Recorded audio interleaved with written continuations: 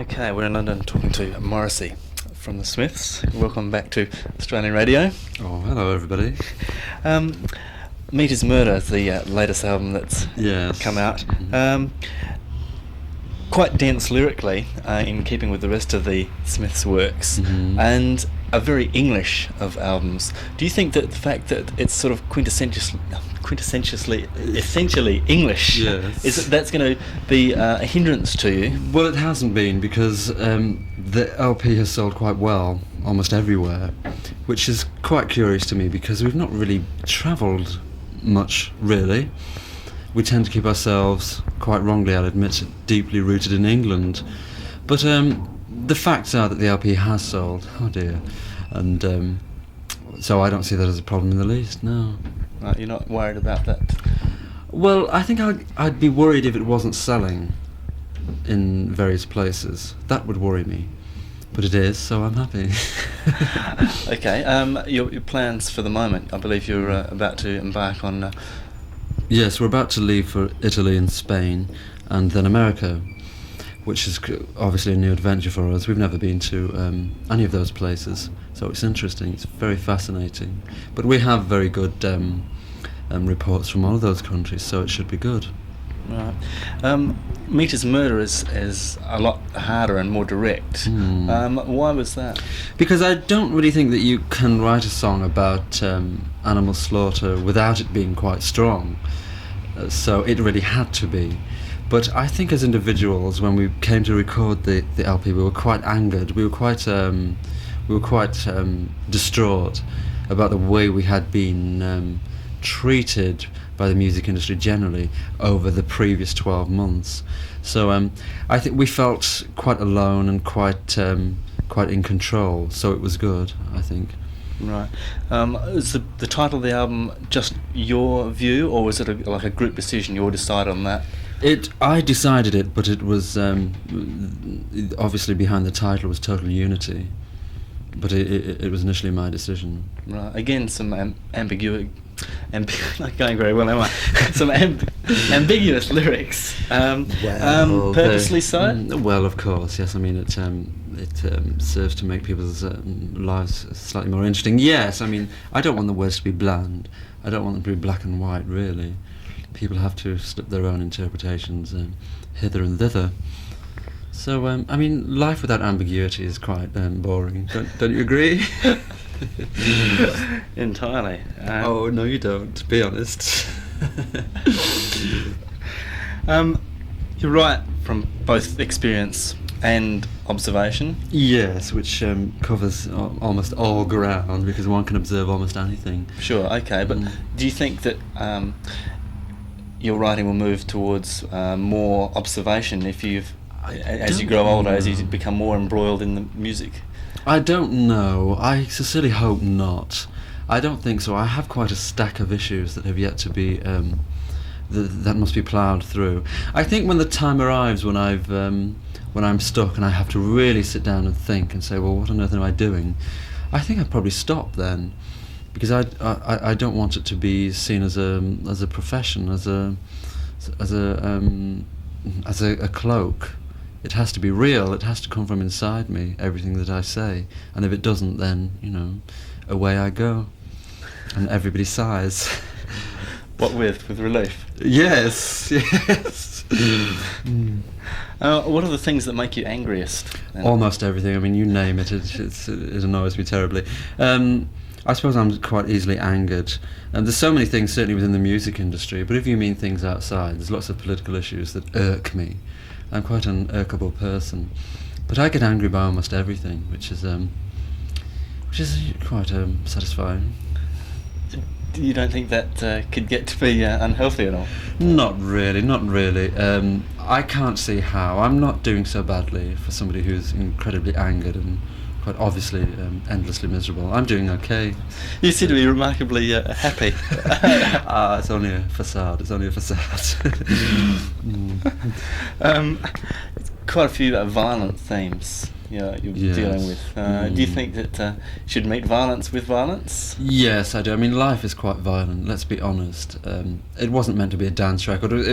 The whole thing was supposed to describe life as it is lived, instead of, as with most modern records, portray life as it is not, life as we do not live it. So the record had to be, here we go again, life as it is lived. So I wanted to be very real, and I think we just about managed that. Could you give us a bit of background to the song "The Rusholme Ruffians"? Yes, it's about fairgrounds in Manchester. As a child, they were always an annual, a great annual importance. These fairgrounds, which would be erected on barren land and not out there, and very violent places where one learns a great deal about life. Very vicious places also. It seemed to be on this patch of land everybody had free rein to be as wild and be as free thinking and nauseating as possible. And it's very interesting. But obviously, I mean, this undercurrent of total violence on this patch of land where everybody gets together to have fun, generally. But on Manchester Council estates, certainly in the place Rusholme, it was the only thing that people had. It was the only distraction and the only pleasurable distraction that people had. And they turned it into total horror. Right, and you used to frequent these places each year? Oh, you couldn't keep me away from them, yes. What was the attraction? I don't know. I quite like the idea of seeing human beings living on the emotional edge and kind of their emotions brewing beyond the brim, which is quite a hard thing to say. But it was quite interesting, fascinating. Such fairs, do they still exist? What, with me? No, physically in Britain, that kind of thing. They still good take heavens, place? they do now, yes, but now they're not just restricted to fairgrounds, which is the big moral modern dilemma. They're much more widespread now. Right, okay. No, we're fast. Almost some elements of humour there. Yes, almost, if you dig deep enough. Dropping your trousers to the Queen. Oh, Yes. Well, she probably wouldn't find that humorous. Lots of other people would, I'm sure. Yes, I'm sure they would. Yes, must I explain this? Yeah, of course. Oh. Dropping one's trousers to the Queen. How can this be explained? A new movement afoot, I think. I don't like royalty, and I wanted to write some and make some anti-royalist statement. But really, when they have been made on the very bleak, isolated case in the past that they've been made, they've been quite intangible, if that's the word. It probably isn't, and a bit too shallow, and a bit too brutal, and a bit too overtly political. I wanted to say something that was very strong, yet with an undercurrent of absurdity about it. But in a way, it's not absurd. I mean, the way I feel about royalty is that I really don't even want to discuss it. Just let's drop our well, maybe not. Let's move on. Okay. In what way do you think that this album is an improvement over the previous two? Initially, foremost because we produced it ourselves, and that was a very important decision for us to make. For the first time, we were on our own, and we had we were devoid, if you like, of any other influence or participation, which I think is quite an extraordinary situation for a group to be in, because groups are so used to being pampered and being told and being surrounded by lots of people. But for us, we were on our own in the studio, and it was so easy. It was so easy that the first one was very, very difficult to make for the opposite reason. So we could see things quite clearly, and we knew what we had to do, and we did it. Are the Smiths insular? I don't know. I mean, believe it or not, I'm sure. I've been asked this question before, and I don't really know how to answer it. I think that I always say that the Smiths speak for everybody, but people don't really seem to believe me when I say that. But that's the standpoint. We try to reach and speak for everybody. It sounds quite a mammoth task. Well, it is actually. Okay, I had to change the topic completely. Pete Burns, he yes. appeared on stage with you. But why did that come about? Well, I don't really know. Suddenly he was there. No, it was quite planned. He popped up out of a trapdoor.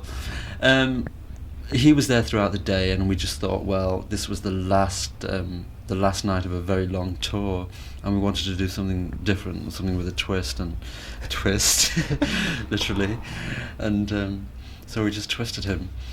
So he just came on stage, and it was dramatically under-rehearsed and incredibly clumsy, as I'm sure you noticed, but so what? It was quite topical anyway.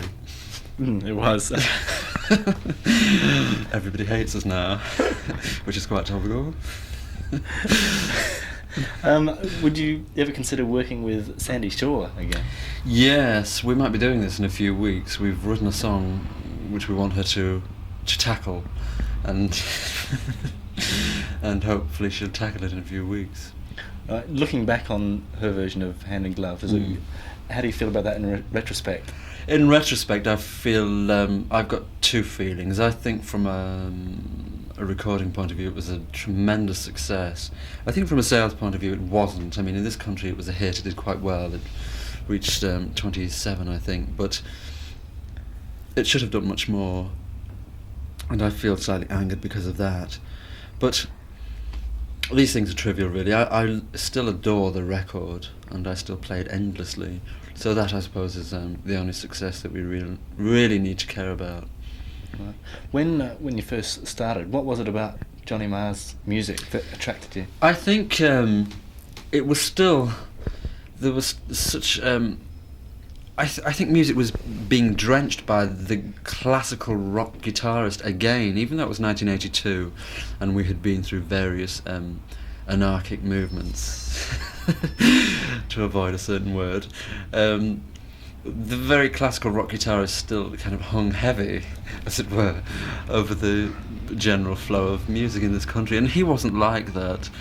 His music was very, well, I'm hesitant to use the word rudimentary, because that sounds as though he couldn't actually play his instrument, which he certainly could. I mean, he's hugely underrated, but it was very simplistic, and it was very emotive, and it was just to me very heartfelt. Those are the things that I saw in it. But I must say, I do think he's cripplingly underrated, certainly in this country. They do have a different opinion of him in America, and of me, of course. What do they think of you in America? They think I'm just some disturbed hag, which, of course, is completely wrong. Well, there was that quote in, what was it? Here we go. Rolling Stone, that you're gay or something like that. Yes, I know. And that kind of you being picked up on by the gay movement. I mean, in retrospect, how do you view that? Well, I just think it's all so untrue, and I think it was so unfair. I mean, obviously, any kind of attack I'll dodge.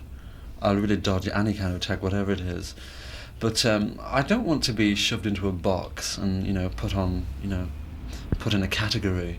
That's not the whole point. But I mean, that person said that I was gay, and he'd never asked me. He'd never, approached the subject. And he himself was a very loud and strong voice in the American gay movement. And I think it was just really wishful thinking on his part. But ultimately, people will see what they want to see in the whole aspect of what I do and my motivations. I'm not embarrassed about the word gay, but it's not in the least bit relevant. I'm beyond that, frankly. Right.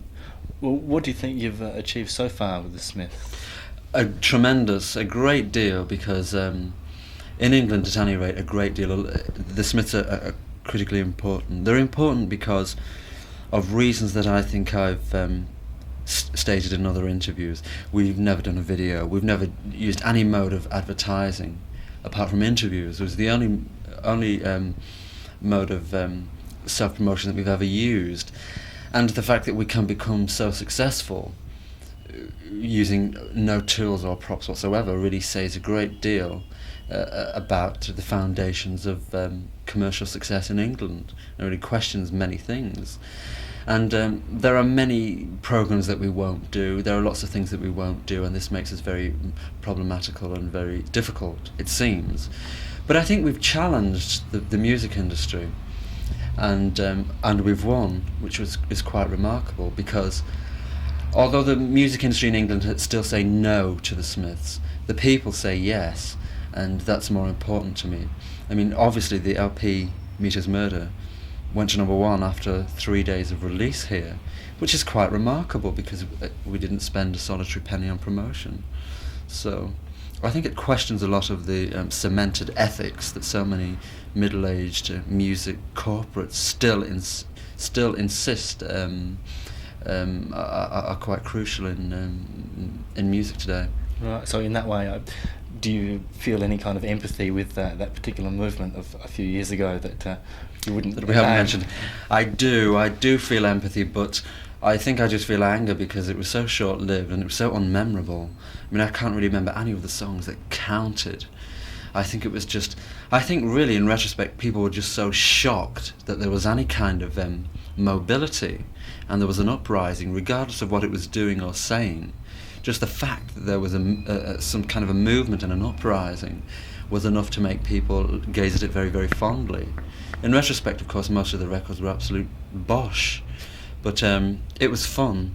Why didn't it last, and why did things go back to as they had been? I don't really know. Do you? Well, don't have to ask Arthur C. Clarke. Right. Does success for you equal power? Yes, it does. But this word "power," of course, is quite flexible, and it means several things. I mean, not for fascist reasons. I mean, not yet, anyway. I mean, I'm not some budding Hitler or whatever. But power to be seen and to be heard, the very kind of fundamental things. It just means that obviously you can persecute more people, for instance. So I'm not interested in power for a stately home or so that I can have a television channel or anything like that. Right. Do you sort of need to feed off that to a certain extent? Feed off what? Off the power. The feeling that you can actually. Well, it does have your voice heard. Well, it doesn't make things more difficult, put it that way. No, it does make things easier, I must say. Right. Okay. Well, what would you most like to do with it? What you've got? Well, there's a great deal to do. Obviously, we haven't covered as much ground as is possible. We have to visit other countries. I mean, things as basic as that, which takes time, and is quite tends to corrode the health somewhat. So it is very time-consuming, and it's very taxing to do those kind of things. And obviously, because we're on an independent label, it's much more difficult because we have virtually no facilities whatsoever to do anything. So just really arranging a trip to Spain is takes up a full year, almost. Right. To digress again, I don't know if you've heard that Mick Jagger has been cast as Dorian in a Hollywood production of Picture of Dorian Gray. What's your opinion on that? Well, I'm totally speechless. I mean, if you told me that Bugs Bunny had been cast in the part, I would be less shocked. I think it's the Dallas mentality, really. Let's get as many famous faces in here as possible, regardless of what happens to the script. Okay, getting back to the Smiths. Do you think you'll get sick of the standard vocals, guitar, bass, drums lineup and want to go into opera? No. I mean, you bring in some keyboards or some more strings and things like that. Yes. We want to do that. Yes, and we will do that on the next LP. Why was Shakespeare's Sister not on Meter's Murder? Because commercial reasons. No. It happened after Meter's Murder. We just walked into the studio one day and it just simply appeared, and the LP had already been released, so it was quite impossible to get it on. Why not release something off the record? Well, that's a good question. That's a very tricky question. It all boils down to record company politics. I think finally something is about to be released. A track called That Joke Isn't Funny Anymore. A little late, I realise, but it's not a bad old song anyway. So But I must say, I think something should have been released much earlier. But at the time when the LP came out, Rough Trade were quite adamant that an older track, How Soon Is Now, be re-released in this country as an A-side. It was, and of course it was much to be regretted because it didn't really do anything substantial. Still a fine song. Hmm? Still a fine song. It's not bad, it's not bad. Does it worry you that you've got so much influence, as it were? No, I mean, would it worry you? No. No, it's nice to have influence. I mean, obviously if everybody thought I was a total, simpleton, I'd worry then. No, influence is it's quite a nice thing to have. It's better than having, acne or something. How will you know when you've come to the end of your I'd useful probably creative be life? lying on the middle of the floor and I'll probably weigh a stone, probably. No, I think I know. I mean, one just instinctively knows these things. There's a little bell inside one's head that, rings, a danger bell, rings occasionally. I'll know. I mean, when I start grappling and I start stuttering and really being hesitant about what I'm trying to do, and then I'll just, jump out the window, probably. Do you consciously analyse everything you do in the direction you go? Yes, I do. I do, indeed. It's just a matter of being thorough, really. Because there's so many persuasive influences that surround you in this business. So many people who are dying to get you into, a Salvation Army suit or something, or whatever, or dress you up as an orange. It's quite frightening, so you have to cling to your principles. Right. You've got quite a fascination with films from the 60s, I believe, Mhm. like The L-Shaped Room and so on. Yes, Well, indeed. what is it about them that you like? I'm afraid that they probably will remind me of my childhood, because I lived in lots of those circumstances, and I also think that I gaze upon it fondly because it was the first time in the entire history of film where regional dialects were allowed to come to the fore, and people were allowed to talk about squalor and general depression, and it wasn't necessarily a shameful thing. It was quite positive.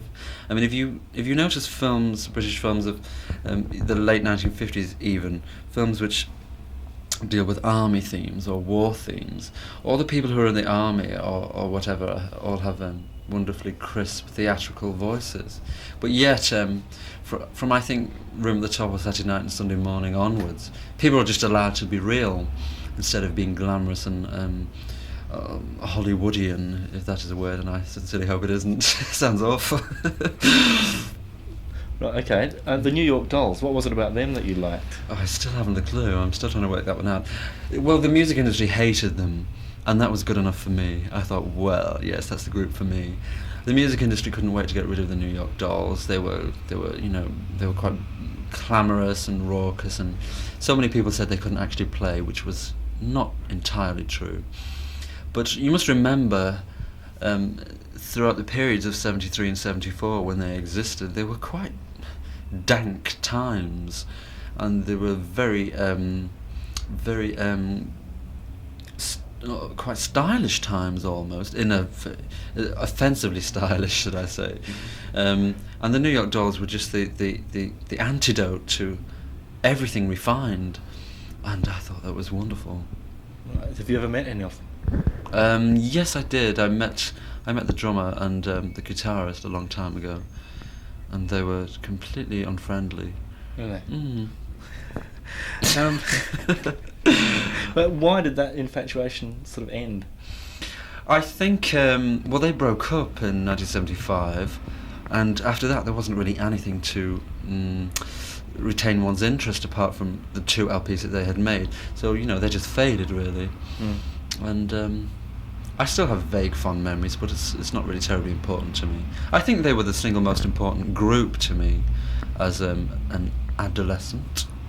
Right. Do you look back on your adolescence with fondness? No, it was a dreadful time. It was an awful period. I certainly can't deny that. It was quite very difficult, very isolated, very alienating, and all those usual things that teenagers complain of. but I certainly complain of them now. Right. Your interviews are all, well, I hope, very honest, and especially the early interviews that you read. You know, they get right down to tin tacks, as it were. Well, you could put it that way, yes. And then you've had it thrown back at you, and people have labelled you as being sort of arrogant and conceited. I mean, it's really unbelievable. I mean, yes, it's shocking. People find me quite uncomfortably honest, but this is only because they're used to, you know, quite cold individuals dominating the music scene, for the want of a better term. And if you really want to talk quite openly and drop your defences, as it were, it's seen as being quite unnerving, because people just simply aren't used to it. It's like if somebody sits next to you on the bus and says, you know, I really like your jacket or your trousers, you immediately run away, which is the wrong thing to do. But it's the same way within music. You know, people are just so used to this glossy nothingness. And also, if you have a degree of intellect, you actually run the risk of making your critics and the journalists seem quite dull in comparison, so they don't like it. Fools, fools, fools. Well, you've got somebody from the NME waiting, so you can oh, yes, indeed. do battle with them. Yes. Do you celebrate your birthday? Well, it's in a few days, and I certainly do not. No, I never have. I never have. It's just, you know, it's just another day, really. Right. What purpose did the time when you were, shall we say, reclusive? What purpose did that serve? A tremendous purpose in quite a perverted way, because for me it was almost like being in the army. I don't know why I'm laughing, because I'm sure the army isn't a very pleasurable experience. It was like being in the army. It was like going through this. It was like training for the Olympics, almost going through these years of preparation. And I think that because those years existed, I now can cope with what's happening to me quite successfully, and I'm not easily tripped up.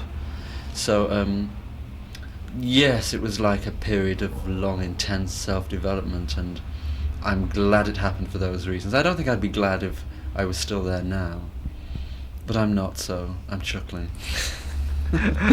Right. You've not done any videos at all? No. You're not even interested in doing just like some live footage and just touting that around? No, we haven't done a thing. In America, the record company put a video together and released it, and naturally it's quite abhorrent and extremely bad taste, but it's nothing to do with us. We'll never do that kind of a glossy promotional video. Now, having said that, it would be nice to tread into film somewhat, but only in a very intellectual way, not in a commercial, not as a sales tool, not something quite artistic and quite intricate, really. I'd like to meddle with film somehow. You know, mess all the film up. Right. Well, any particular ideas? Do you want it to yes, be? I've got many. A storyline with Morrissey playing the lead acting part. Well, yes, that would be nice, wouldn't it? Not really. Yes, I do have a few ideas. I think to reel them off now would be quite pretentious, because I really firmly don't believe in talking about things until they're almost happening, because it's quite fatal. Because if they don't happen, you're left to answer for, you know, a lot of bleak moments in your life. But I think video, yes, we've outlived that, I think. Right. Okay. Australia, are you ever likely to tour there? Is that part of your plan? Oh God, good grief, yes, most definitely. The only problem really is actually getting there, because it's so far away, and as you might not know, I do have a fear of flying. I mean, it's almost embarrassing to utter those words. It sounds so absurd. I mean, I've tried to be hypnotized and silly things like that, and it really basically hasn't worked. But I'm trying to figure this one out, if I can like go to, you know, perhaps Singapore and then on to you know, Mauritius or somewhere, and then just land in Australia somehow. As you can see, it's still a very embryonic situation. I'm trying to work it out. Right. How far ahead do you plan? About 3 or 4 months, really, not terribly far. So the Smiths Corporation doesn't sort of have your movements mapped out for the rest of No, there this isn't year? a Smiths Corporation, which makes things easy and difficult, because it's really largely left down to to Johnny and I. So it's just really finding time to sit down and say, well, what exactly should we do next? But there's certainly no cooperation. Right. Do you feel under pressure constantly? Yes, I do. Constantly. How do you cope with that? I don't know. I mean, you just have to learn to deal with it. Really, it can't really be conquered. I don't think, because like it or not, things are there to be done, and of course these are these are the complaints that most people don't really like to hear about. But I can't deny that it's very, very difficult to keep on top of the situation. But I try. What devices do you use to? I unplug the telephone, I disconnect the bell on the front door, I close the curtains, and I just simply lie on the bed and listen to a Walkman or something. Right. You seem very bored with that reply. No, that sounds fine. You don't sort of. I expect these are the bits that get chopped. Okay, well, why do interviews at all? I mean, surely you should. If you're going to take the line, you're not going to do much other promotional stuff. Well, because I take that line, interviews are necessary, because without interviews we wouldn't have any sense of presence whatsoever, because we avoid so much television and radio and all other aspects of the media. If we don't actually do interviews, where on earth are we? Like the uninitiated working woman in the street doesn't really know that we exist. Unless she hears it on the radio. Well, exactly, yes, but radios are so rare these days. No, we have to do interviews, and I quite like them sometimes. Right. Okay, what are you doing with all the money you're making? Well, I'm trying to find it. That's what I'm doing with it. Next question. Right. Okay, that's. Oh, do I have to elaborate? I'm certainly not rich by any means. I think I'm much poorer than other people of my status for unknown reasons. Scott Peary. Well, can't you say that a bit louder? We're a little bit more we're poorer than most, I think. Why is it always so embarrassing talking about money? I don't know, people just have this thing about not knowing what other people earn. I wonder why, though. Can you answer that? No, maybe they feel some jealousy, or they. Oh, well, that's okay then. As long as it's that. I don't know. Can you answer it? No, I can't answer that question. I don't really know. I mean, people are so guarded. I mean, people never talk about money. It's like when you first come into the music industry. You're never allowed to ask, well, I'm actually getting paid for this. You're supposed to be so humble and artistic that you'll accept anything, but of course I never was. But I think a lot of people are, and but I'm quite comfortable. I can't deny that. I'm certainly not poor, but I'm certainly not no threat to royalty at the moment. Does your mother still take as close an interest as she did when I last spoke to you?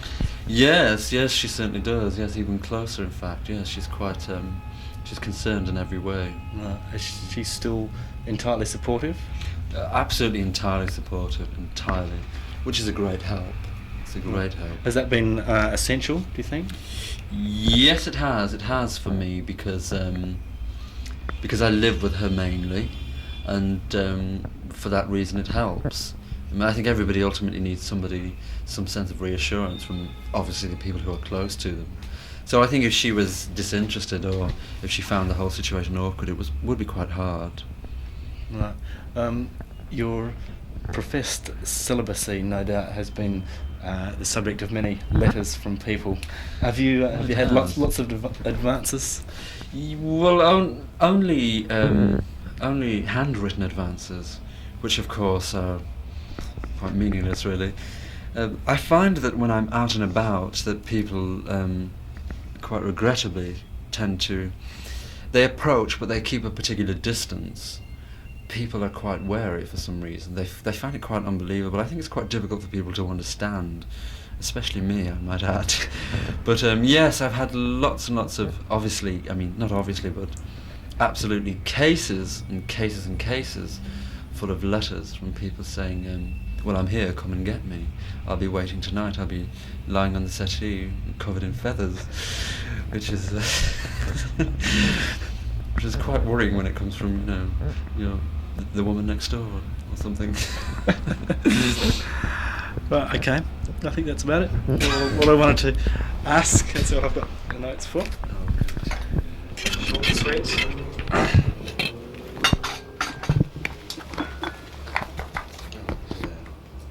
So what's happening to this? This